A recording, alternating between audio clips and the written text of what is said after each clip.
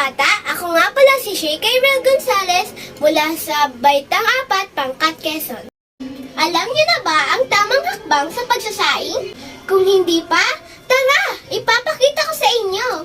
Bago ang lahat, mga bata, tandaan, maghugas muna ng kamay.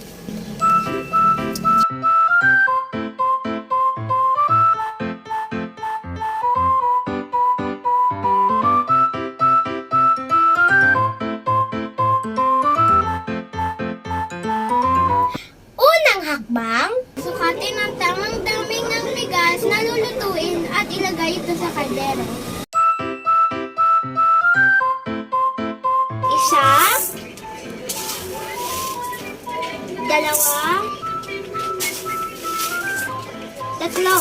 Hugasan ng mabuti ang bigas sa ilalim ng malamig na tubig upang maalis ang dumi.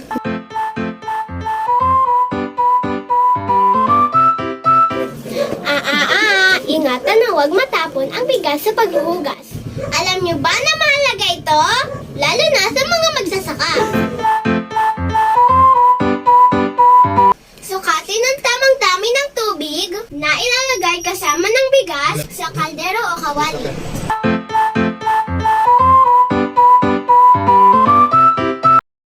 Ilagay ang kaldero o kawali sa kalan at hayaang kumulo ang tubig. Panghuling hakbang, takpan ang kaldero o kawali gamit ang takip at hayaang kumulo.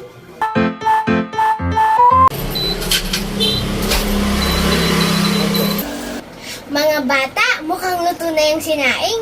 Tara, tingnan natin.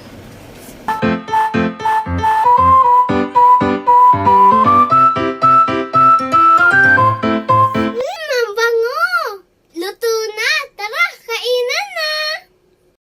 At yan ang mga hakbang sa pagsasaing. Sana may natutunan kayo. Salamat mga bata! Paalam! AMP and Alaxi.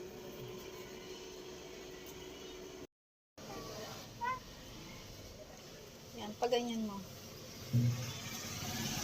Sarap yan? Sarap luto ni Mami? Yum yum? Yum yum pala yan eh. Kaya kung tuturuan mo ako, hindi, wala akong natutunan kahit isa. Ano wala? Ikaw nga nagsalang, di ba? Yum yum.